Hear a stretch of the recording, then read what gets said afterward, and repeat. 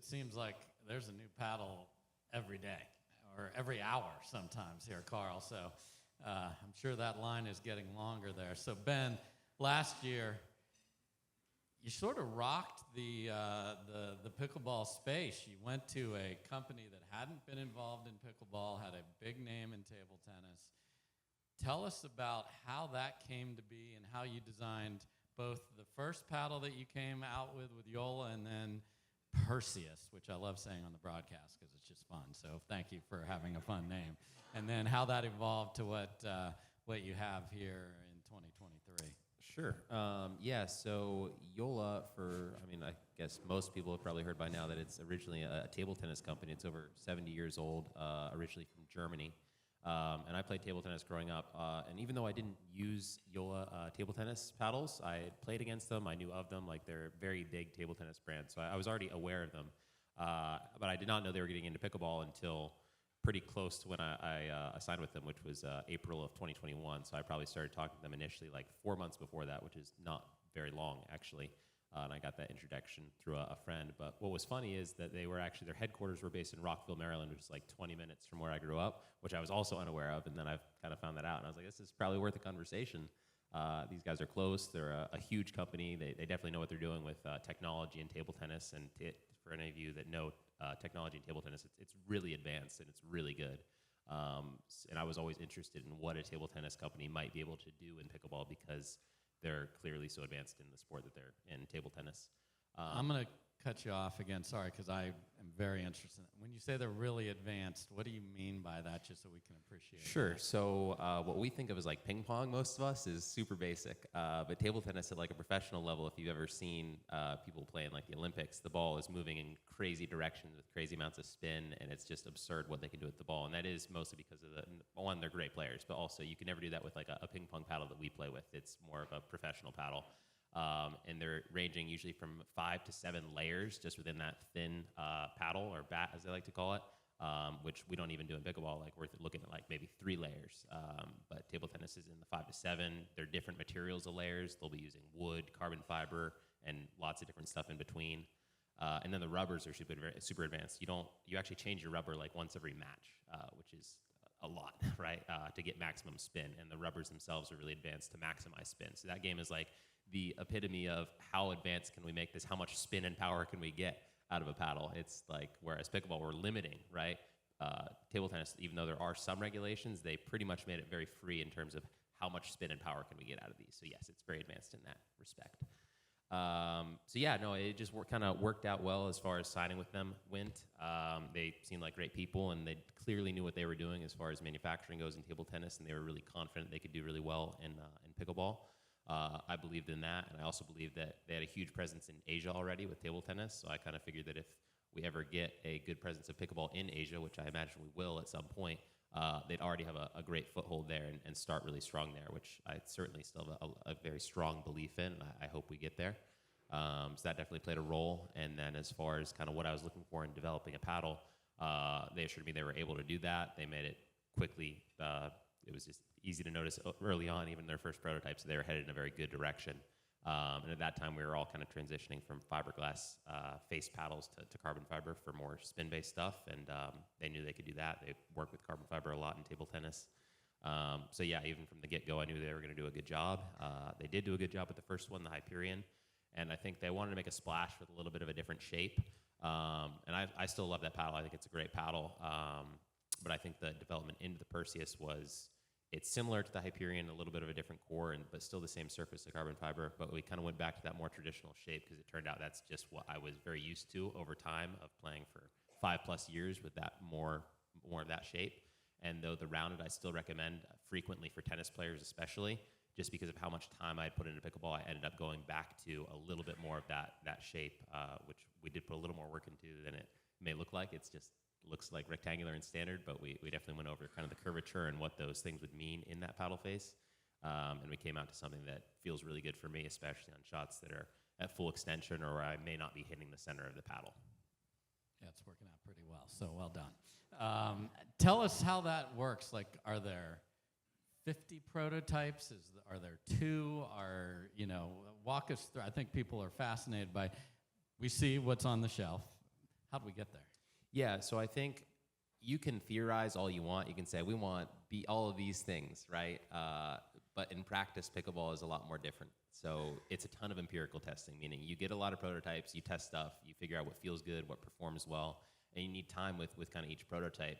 But what I certainly like to do with them and what they do for me is they just isolate variables, okay? Because you don't want a new core with a new surface in a different dimension and just be like, well, this feels good, but I don't know why it feels good.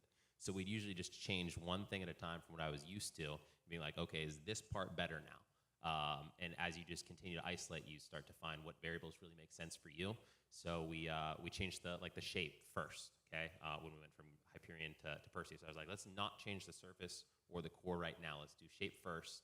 We went through a couple variations of shape, found something that I definitely liked and felt really good, and then we went to different surfaces, ended up keeping the similar or same surface, and we transitioned to a slightly different core. So when you isolate variables, you can certainly get to slightly different stuff. And we did that with a few more variables that are just lesser known or not as frequently particular. I'm a little more particular, like we changed the handle shape slightly. The handle length, I believe, is still the same, but there were just little things that we'd also switch. So I just recommend anybody that, even if you're not designing a paddle, if you're trying a paddle, try to isolate stuff as much as you can. That gives you a better idea of kind of what you like and what you can do well with. Love it. Thank you. Athena, so as you switch over and you're working with Catherine, who's obviously one of the best players in the sport, and being confident and precise are critical to win championships on the PPA Tour. What does it take to understand the things that Ben talked about, and how do you as a coach who don't have the paddle in your hand but to be able to show and tell Catherine, here's what I'm seeing? Yeah, so I think a lot of it is like we have to learn to communicate really well. And it seems kind of, corny, but, when she's testing out prototypes or figuring out, like when she made the switch at the beginning of the year to Selkirk, at first she really didn't like the paddle. She was like, I can't play with this. And so, most pro players add lead to paddles. And I think a lot of people don't know that it completely changes how a paddle will play. So she played with it stock, and then we kind of have to play around with it. You put lead in certain spots, play with it, and you can't just play a couple points and decide I like it or not. Kind of like Ben said, you do have to give it time for each, variation of the way that you set the paddle up. And then finally, we were able to figure out, like, she puts lead on her paddle all the way around, and that gave her the best feeling for that paddle. And it wasn't overnight. It took us like 2-3 weeks to figure out, like, this is the way that you set up the paddle that makes it feel the best for you. Where she got the right amount of power, and then the right amount of feel. She loves to like defend and that soft touch kind of shots, and then with the spin. So it's a lot of communication, a lot of trying different things, giving yourself time, being patient, and then hoping you find it at the end. Yeah, I think the amount of tweaking that's going on across the pro players, some are very specific. Some will play it out. You use the term stock, which means literally just right off the shelf. So, John, for the people watching this, for our amateur players here, for those that are wanting to get in the game by either helping market or develop a paddle, what are you telling these people to be able to look for, to be able to really hone in on that specific thing? And how, when they might be in a place where there's only one, how can they try multiple things like these guys were able to?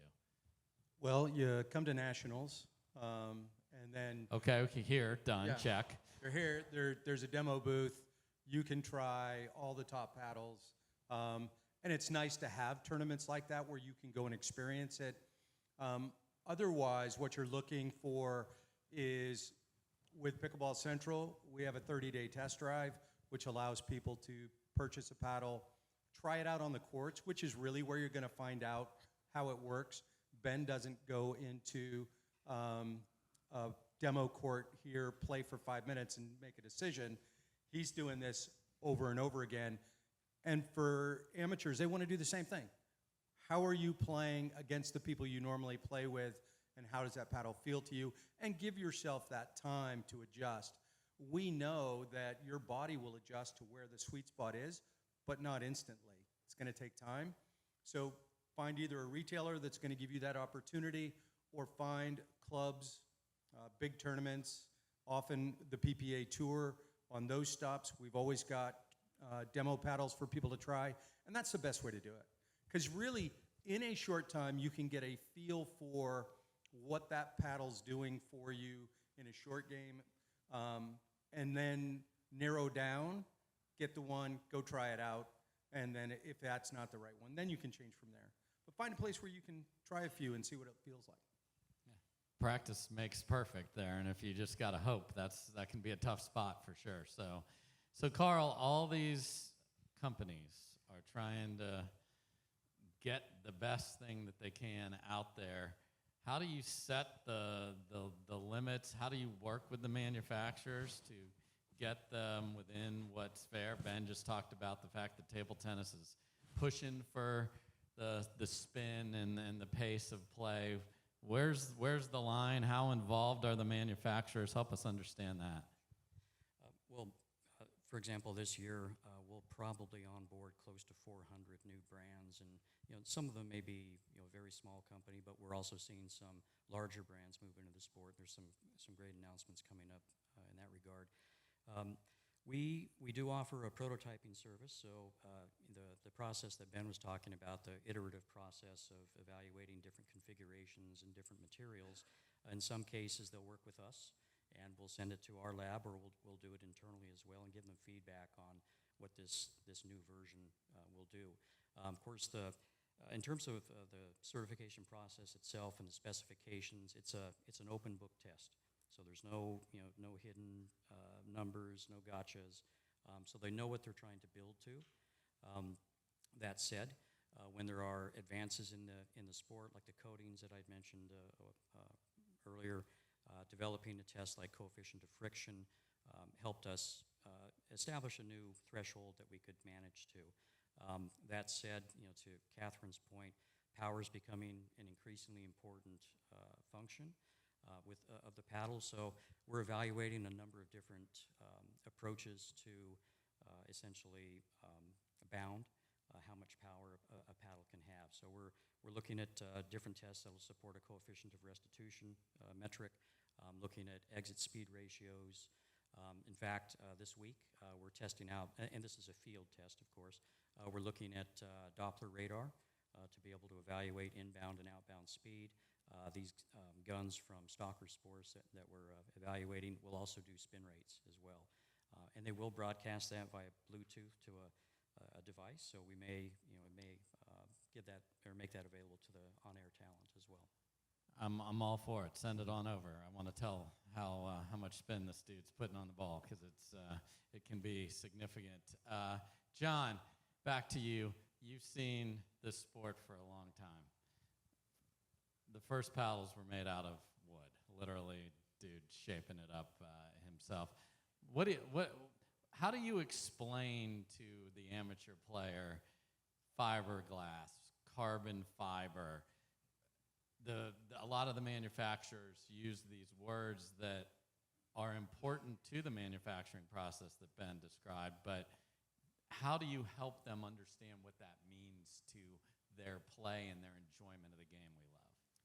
So we can talk in generalities, and anytime you make a general statement, there are going to be outliers. There are companies that are engineering with their materials in different ways, but when we started, we were talking about two elements, power and control, and almost every paddle that was sent to me was the perfect balance of power and control.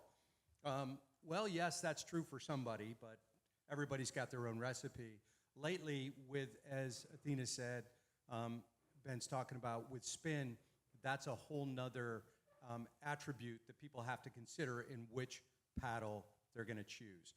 In general terms, we talk about the shape, the type of material, and they're either adding power or control, and then that last element's going to be, is there a texture of some kind? Is it applied? Is it within the process that it's there that's going to add to spin? You have elongated paddles and you have square paddles. The longer a paddle is, the sweet spot moves up the paddle face. Well, the top of your paddle is the fastest moving part of the paddle. The higher up your paddle that sweet spot is, the faster your sweet spot's going. That's why Catherine loves that shape of paddle, because she's got a high sweet spot. That adds the power element. When you add carbon fiber, that's something that's absorbing energy. As it absorbs energy, it tends to widen your sweet spot. With fiberglass, you have something that tends to return the energy to the ball. That's what traditionally has been called pop. That pops off the face.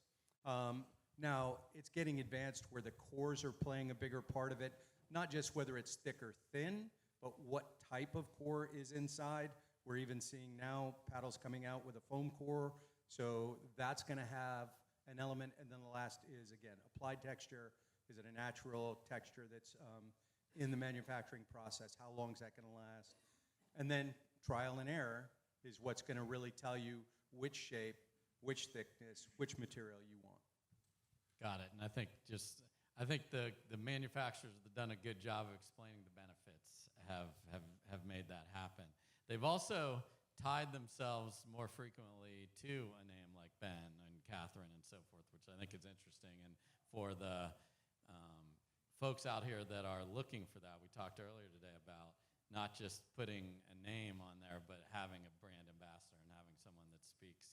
So Ben, when you're out there as a Yola representative with your signature on the paddle, how and what do you feel is your expectation to represent that brand as part of the overall Ben Johns experience?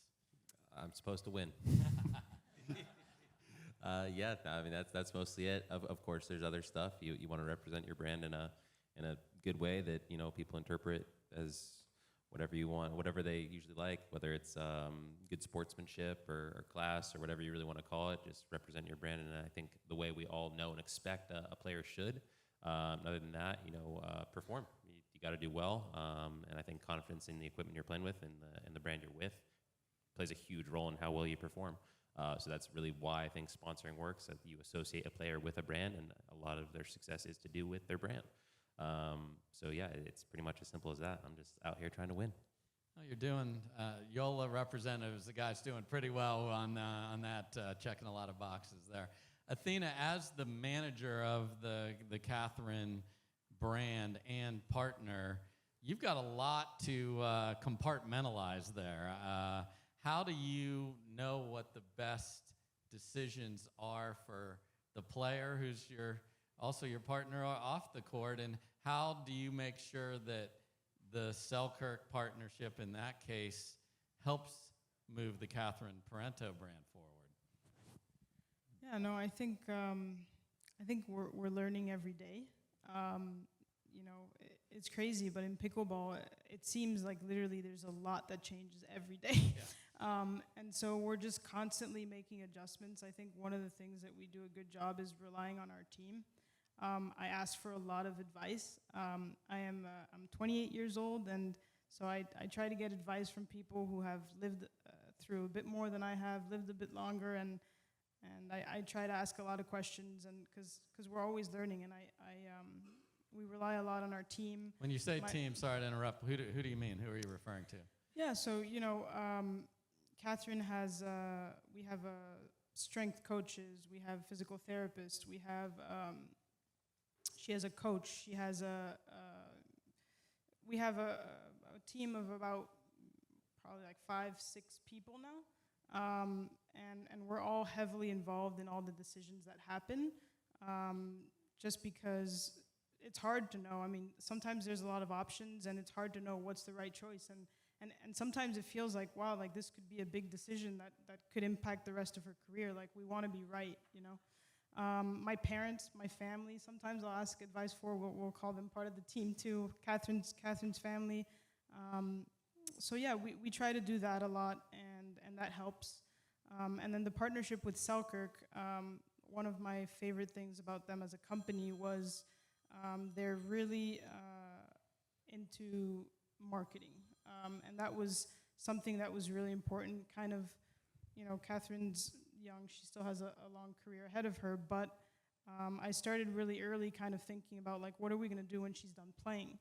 And so we want to create a brand, and we want to create something we can build upon after she's done playing. I think a lot of times with athletes, they kind of, it's important to live in the moment, but also plan for the future, right? So the goal was kind of to build a brand and make sure like the CP brand is known, all over the country, hopefully one day all over the world, and so that we have something to build upon when she's done playing. She can't play till she's 70, so.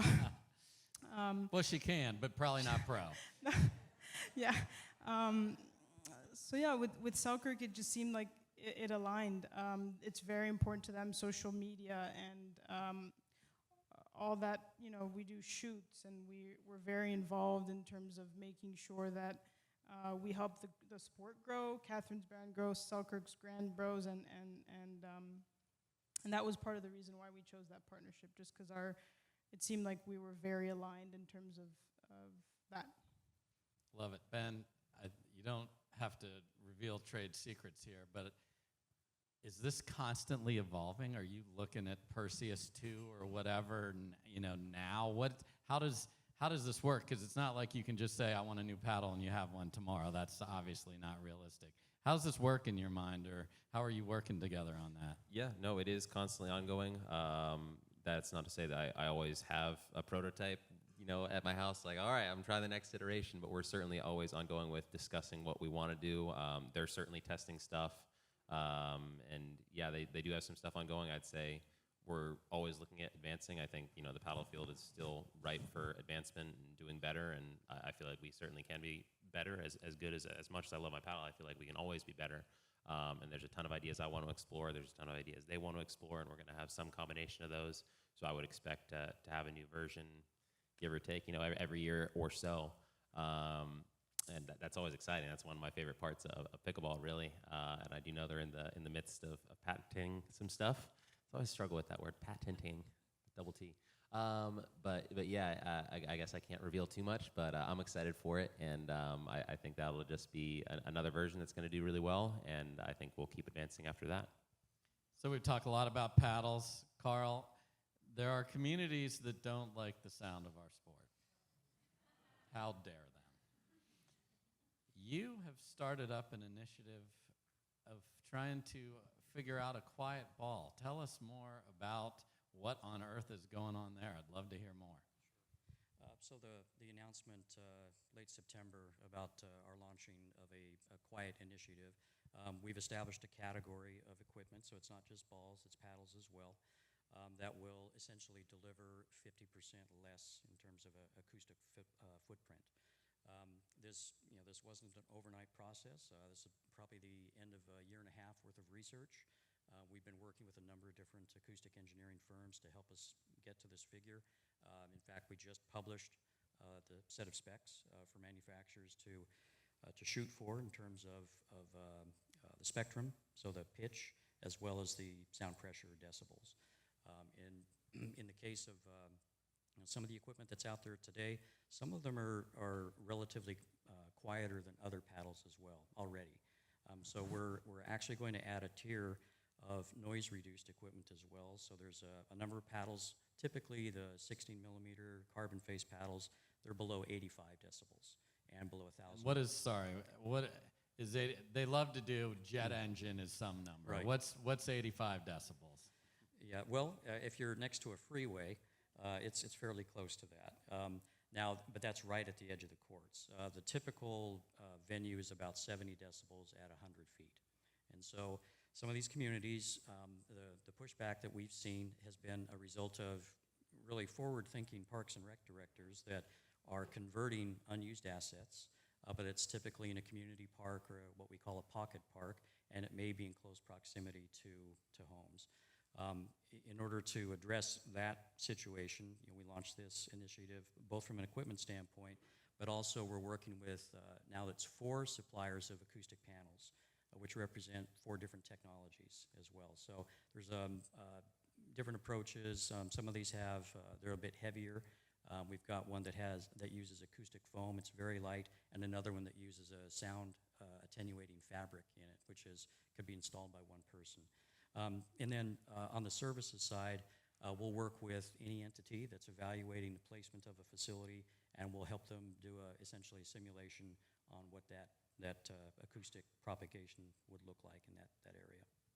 So, folks, people are thinking of everything here as a message here. So that's very interesting. I'm sure a lot of people will be interested in that. Obviously, us as players of the sport, the sound is a very important part of how we play the game. So it's going to be very fascinating to see how this develops. But I certainly understand in some neighborhoods how our beloved sound sometimes needs to be toned down just a bit for their liking. We'll see where that goes, but thank you for that.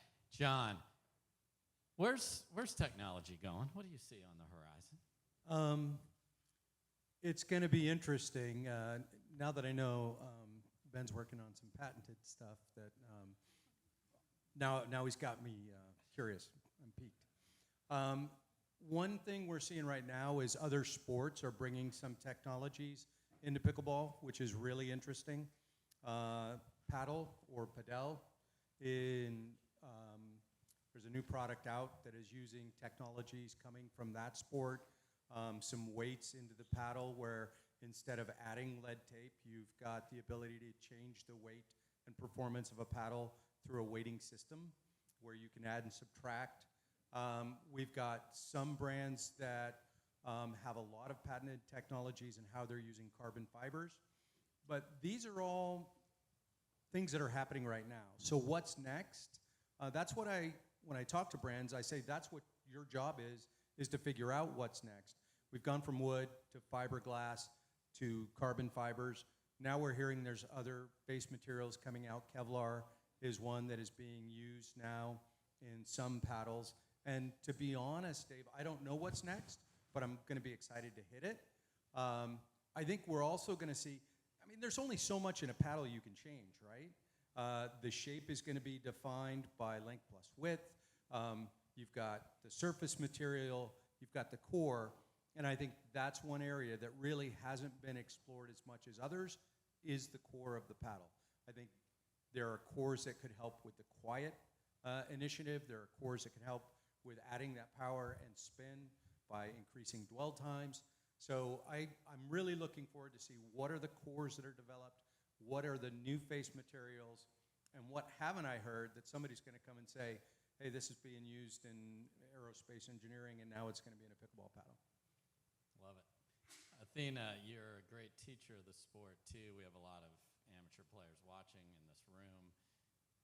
How do you coach folks to get that paddle that works for them? What's the one or two things from you as a great coach of the game? Do you say, focus in on just this one thing, spin, power, control, all this other stuff? What do you tell them? Yeah, so I think similar to what John talked about earlier, obviously we are Selkirk ambassadors, but I tell people straight up, the paddle that we use might not be the right paddle for you. And I always encourage people. We always have demos at our camps. We teach all over the country, and I always encourage people to demo paddles. I am not as savvy as Ben is in terms of different materials. I'm sure he understands all that. But when I play with a paddle, when I see, I can kind of determine how that paddle plays, what's good about it, what's not good about it, what I like or don't like. And so I encourage people to do that. I encourage them not to buy a paddle that they've never played with. I encourage them to, same as you do, if they are at a clinic or at a camp, demo paddles there and use them throughout the whole clinic. You'll see sometimes people will try a paddle, they'll miss a shot and they're like, okay, I gotta go back to my other paddle. Yeah, I'm like, no, just give it a second. And yeah, you gotta be patient. So I would say one, for sure, try to demo it. Find a friend that has a paddle. If you're not at a tournament or you're not at a camp, find a friend, borrow it for a couple weeks, right? And then the second thing is there's, I don't know if I can name a pro player that doesn't use lead tape, and it can completely change the way that a paddle plays. So I always encourage people to play around with lead tape, put it in different spots on the paddle. Maybe you just put it on the throat. Maybe you just put it on the top. Maybe you put it just on the sides or all the way around like Catherine does. But same thing, be patient, play with it in different variety of ways. And And then you can kind of see, like, do I like this paddle? Do I like the way that it's set up? And then develop a decision from there. Yeah, I think that word you said is so important to our game, the playing it and the getting used to the paddle, not being patient, because people want to freaking smoke the ball, and they don't want to play patient. And people want to hit two-handed backhands like Catherine or Ben's backhand roll the minute they try their friend's paddle. That ain't going to happen. So be patient, everybody. It'll make you better. Ben, I'll give you the last word. Where's the sport going as it relates to technology from your perspective? This game's obviously getting faster. Can it get too fast, and how do you see technology playing a role in that? Yeah, I'd say it's definitely a mix of the things we've talked about in these last half hour or so.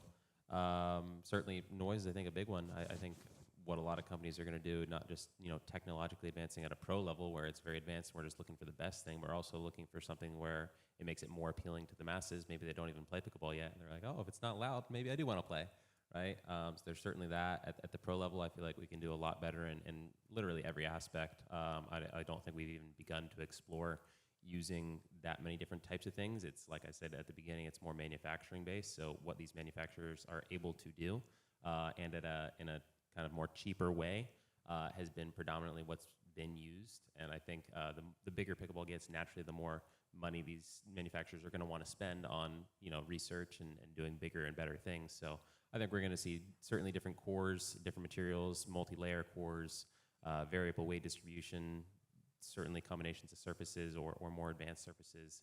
I think Carl even mentioned coefficient of friction. I think we're going to see a lot more exploration into that rather than just grit. So I think we're at a fairly basic level, honestly, of technology thus far.